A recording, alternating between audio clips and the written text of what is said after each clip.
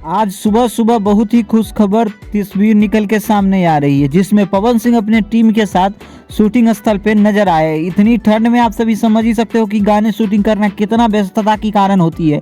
Pawan Singh white shirt और आसानी jeans पहनते स्मार्ट लग रहे हैं। मूछ वाले लुक में दिख रहे पवन सिंह अपने नए भोजपुरी सॉन्ग को शूट करते हुए समय अपने कैमरे के सामने देखते हुए और साथ में डिस्प्ले में अपने किए हुए काम को देखते हुए बड़े गौर से। पवन सिंह को यही स्टाइल आदा सभी दर्शकों को अच्छा लगता है। वह अपने काम बेहद ईमानदारी से करते हैं और अपने किए काम जो जांच परख के फाइनल करते हैं।